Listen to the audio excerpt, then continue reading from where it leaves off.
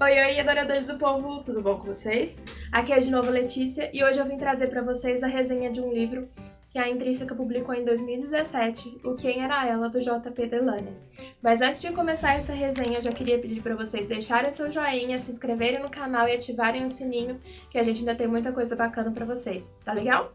Então vamos lá. Antes de começar a falar sobre o enredo em si, eu queria ressaltar que esse livro tocou num ponto muito fraco meu, porque eu sou apaixonada por suspense. Então, se o suspense for bom, eu provavelmente não vou parar de ler até acabar ele. Foi o que aconteceu com Quem Era Ela. Eu não comi, eu não dormi e eu nem bebi água. E olha que eu sou uma pessoa muito hidratada.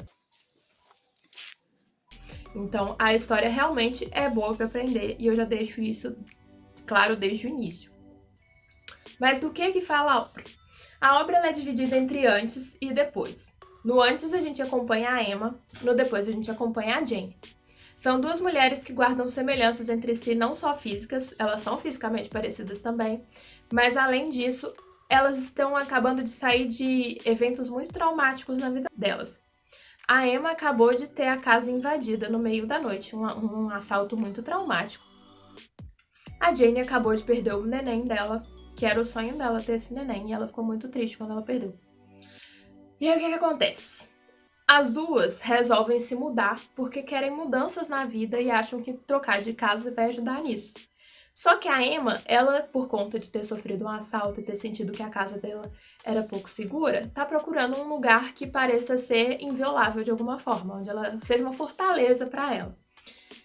E a Jane, ela simplesmente quer um recomeço na vida dela, porque ela perdeu aquela fase da vida, ela não aguentava ficar naquele lugar rodeado de coisas de neném, com a lembrança daquilo que ela nunca ia ter, pelo menos não por algum tempo. Então, ela queria se afastar daquilo. E as duas, em momentos distintos do tempo, né, a Emma no passado e a Jane no presente, elas vão descobrir a existência de uma casa por um preço baixo e que é, assim, extremamente linda, não tenho o que dizer, que é a número 1 da Folgate Street. O que tem a número 1 da Folgate Street?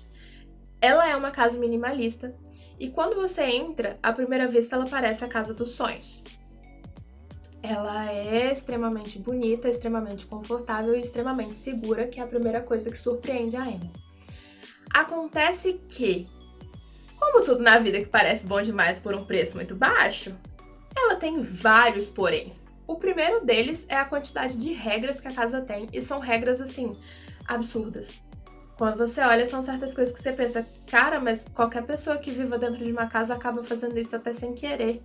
Então, parece impossível fazer aquilo, mas o que a casa tem a oferecer é tão tecnológico, tão avançado e tão bonito, visualmente bonito mesmo, que as pessoas acabam aceitando mesmo com as inúmeras regras absurdas. Mas aí tem o segundo porém. Para você conseguir morar nessa casa, você tem que preencher um questionário gigantesco com um monte de pergunta nada a ver com uma coisa em si, parece mais um teste psicológico do que um teste de se você tá apto para casa ou não, embora de alguma forma isso tenha a ver, né? Mas a gente só vai descobrir mais pra frente na história. E, por fim, além de preencher esse questionário, junto com as respostas do questionário, você tem que enviar uma foto sua pro arquiteto da casa te conhecer. E por último, se você conseguir passar nisso tudo, você ainda tem que ser entrevistada pelo cara. E esse cara, ele é o Edward, e assim, os históricos de Edward na nossa literatura já envolvem Bella. Fique longe de mim, eu sou perigoso. Diga em voz alta. Vampiro. Lembrou de alguma coisa? Pois é, esse Edward ele não é um vampiro, eu já posso adiantar, não é spoiler nenhum, até porque aqui a gente tá bem na realidade, zero fantasia, mas ele é extremamente sedutor. Então, assim, apesar de ser um arquiteto bem peculiar, com 37 mil regras, tanto a Emma quanto a Jane, quando conhecem ele, têm a mesma impressão de, meu Deus, esse cara deveria ser o pai dos meus filhos, porque ele é maravilhoso. Não. Acontece que a banda não toca muito bem assim. Mas acontece que elas duas, como dá pra prever, né, pro enredo dar uma andada, e elas duas preenchem o questionário, são selecionadas em momentos diferentes, e aí a gente acompanha essa entrevista com elas, e elas são aprovadas e vão morar nessa casa. E é claro, assim, que o Edward não tava lá só de enfeite, né, ele tem um papel essencial aí na história, que eu não vou contar qual é, vocês vão ter que ler para descobrir. Mas ele é um homem um tanto quanto peculiar e, apesar da beleza, acho que eu não aturava ele 2 segundos. A casa minimalista dele não é nem missa metade da personalidade da criatura. Acontece assim que, pra resumir, todo mundo em quem era ela tem algum problema pra resolver consigo mesmo. Todo mundo é bastante mentiroso, então assim... É um livro ser feito de trouxa. E eu adoro isso. Eu adoro ficar com aquela cara de, meu Deus, eu não imaginava que isso ia acontecer. E aí você toma aquele plá na cara, sabe? Já acabou, Jéssica? Pois é, exatamente o que aconteceu comigo a noite inteira. Só que tem um porém, porque essa questão de terem vários plot twists, né, várias viradas de enredo que te deixam com cara de trouxa, eles não são necessariamente, apesar de terem vários, não são necessariamente todos bem desenvolvidos, porque é o primeiro suspense que ele escreve, né? E parece que nessa ânsia dele de surpreender, ele acabou não sabendo muito bem como gerir esse tanto de plot twist que ele colocou. Em umas perguntas a gente vai ficar sem resposta para elas e em alguns livros, quem acompanhou minha resenha do Loney sabe que eu falei isso, que faz parte de não ter muitas respostas no caso do Loney, né? Para alguns livros isso é positivo, mas no caso da obra do Delany, em Quem Era Ela, isso não é positivo assim. Porque você fica sem conseguir dar aquela encaixada que é essencial. Eu gosto muito das obras do Harlan Coben. Eu tô olhando ali em cima porque elas estão ali. Mas eu gosto muito das obras do Harlan Coben por conta disso. Porque ele sempre encaixa bem as respostas e você fica com mais cara de trouxa ainda porque foi tudo tão bem respondido que parecia óbvio. E no caso do Delany isso não acontece, porque são muitas informações jogadas em sequência e você acaba não conseguindo criar coerência em tudo. Não é que exatamente tenha uma falha de enredo, mas é porque a falta de resposta faz a gente ficar se perguntando que parte dali a gente perdeu para acompanhar exatamente o ritmo que ele coloca na obra. Então é assim, certas coisas como a questão do gato, como a questão do detetive e mais algumas questões que vão surgindo ao longo dos plot twists vão ficar exatamente sem um final, exatamente isso, sem um desfecho satisfatório. Simplesmente elas vão morrer em algum ponto ali, e aí você vai ter que imaginar o que aconteceu ou ficar buscando de volta, até você achar uma resposta ali. Eu fiz isso, eu cheguei a buscar, não consegui encontrar pra tudo. Provavelmente eu vou reler essa obra mais pra frente, ver se eu encaixo melhor. Mas, por exemplo, certas coisas eu acho que não é uma questão de releitura, é uma questão de como o personagem foi construído.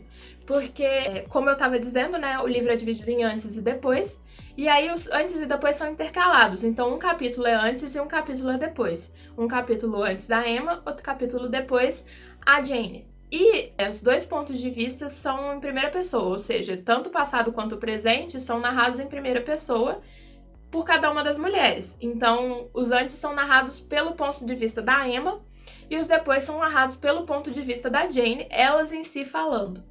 E isso dá margem para muita coisa, porque estamos diante de narradores não confiáveis, né? São duas narradoras extremamente não confiáveis, elas omitem coisas da gente, assim como omitem dos outros personagens e tudo mais. Mas no final disso, essa questão da omissão prejudicou muito de construir a personalidade da Emma, eu achei, porque ficou um pouco incoerente com o que ela mesma dizia para si. Então eu fiquei sem saber se ela gostava de mentir para si mesma, porque mentir para si mesma é sempre a pior mentira, pois é. Eu não entendi, não soube dizer muito bem se foi isso só, ou se foi aquela, como eu falei, aquela ânsia de surpreender, o escritor acabou cometendo uma falha aí na coerência da personagem, embora não da continuidade da história em si. Agora, por exemplo, o que essa questão da não confiabilidade do narrador gerou na questão da Jane, eu gostei muito. Eu adorei a virada do final dela, assim, que foi super power woman, super vai se lascar. não vou dizer quem, né? Mas super vai se lascar. Eu amei também o duplo sentido que foi criado em relação ao título. Vocês já podem imaginar a primeira quem era ela, que o primeiro quem era ela é quem era a Emma, né? Que veio antes da Jane. Mas tem um segundo quem era ela, que vocês vão descobrir lendo e que eu achei muito legal também, que é o que finaliza o livro. Mas, em resumo, apesar desse porém das ânsias dos plot twists, de ficar muito, assim, jogando muita coisa, muita informação, muita virada de enredo, poder prejudicar um pouco a questão das respostas, eu acho que, ao mesmo tempo, é uma coisa que te prende muito a leitura. Como eu falei, eu virei à noite, eu não comi, eu não bebi água, eu fiquei mal hidratada, isso é péssimo, eu não copiei meu exemplo. Você é a vergonha da profissão! Foi um livro que me prendeu a esse ponto. Então, assim, eu não tenho como dizer que é uma coisa que não vale a pena, porque só a sensação, essa ânsia de terminar vale sempre a pena, eu acho. É uma das coisas mais gostosas da leitura, essa sensação de ser absorvido a ponto de não querer fazer nenhuma outra coisa. Então é isso, era o que eu tinha para dizer sobre esse livro. Se vocês gostaram da resenha, mais uma vez, não esquece de deixar o seu joinha, não esquece de se inscrever no canal, não esquece de ativar o sininho, porque, como eu disse, a gente tem muita coisa bacana para vocês, tá legal? Então é isso, tchau, tchau e até a próxima!